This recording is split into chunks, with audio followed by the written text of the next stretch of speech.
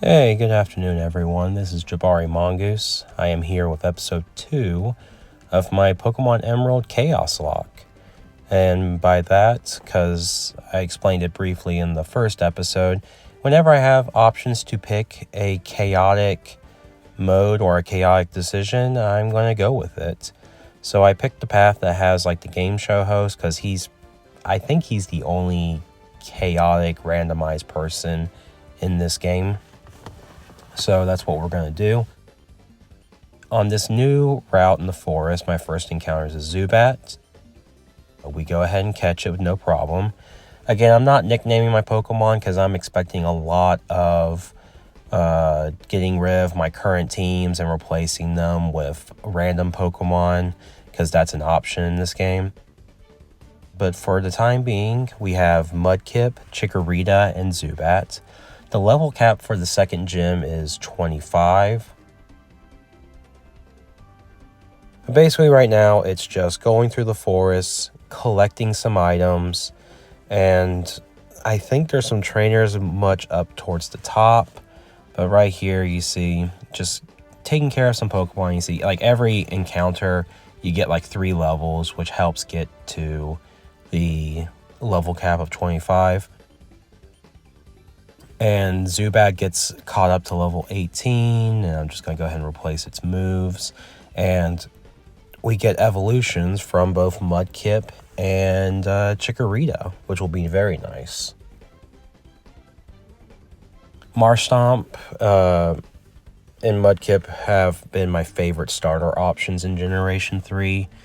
I want to say when I first got my copy of Pokemon Ruby, I did start with Torchic. But then I fell. I used to restart that game like all the time. I had a phase where I really liked just restarting games if I ever got bored. And after picking Torchic the first time, like 90% of the time I would pick Mudkip. But yeah, this trainer fight right here was pretty easy. I do know they get a lot tougher. I remember when I was playing just casually, just to get a feel for this game before doing any recording sessions, it was like on my way getting my 3rd badge, there was a trainer that had a contrary superpower Spinda, and that just kind of gave me an idea of like, okay, I have a bit of an idea of what generations we're in, and that these NPC trainers do have an idea of what they're doing. So, and I like that. Okay, so now we reach to the Gameshow Host, and we're going to get some randomness going on here. So my Bayleef's IVs are weaker. I get some money. I lose some money, but I make a profit. And the last one is, hey, I made a $14,000 profit. And that's nice, because I can then buy some items. And so I picked the battle prep here because the Gameshow Host has a chance to show up again. And for a fee, you can either randomize one Pokemon on your team or you can randomize all of them. And I don't have a set rule for that. I think I'm going to make sure I pick one of those options. But I don't know if I should just pick complete chaos all the time. I mean, I'm chaotic, but I don't know if I'm that chaotic. But we go through here, and I go and pick up some items, debating on if I want to get some mints for my Pokemon. Yeah, so what I do is I give a Brave Mint to Marshtomp. I'm going to give a Shark Beak to Zubat. And let's see, I believe... Yeah, I'm just reviewing stuff on my team. Because Zubat has a speed nature, Bayleef has a brave nature as well. I don't know if I changed its nature, but I really could have given it like, I don't know, a bold nature or something, but it's okay.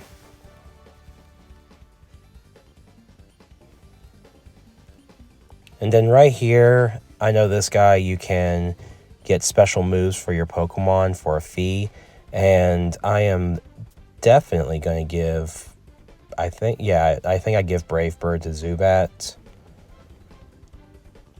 And I consider Swords Dance, but I'm actually just going to not do that. Just keep more of the defensive route for this. And yeah, so now my Pokemon are under-leveled. Again, they're at level 21. The level cap is 25. But this trainer right here has like a Chansey at level 4. Very easy to defeat. And basically, it's just a way to guarantee that your Pokemon are at the level cap of the next gym leader.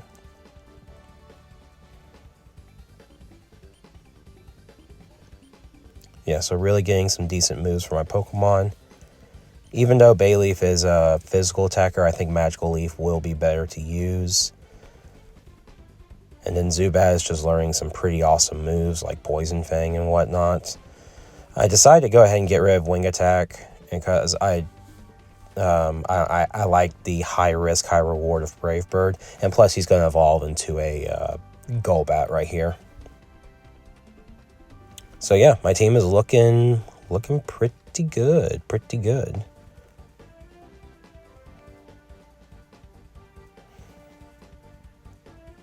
And right here, I debate on what I want to do. So I do this. So this statue for a fee will tell you what type the next gym leader is, and then the gym leader is rock type. So that means this is Roxanne.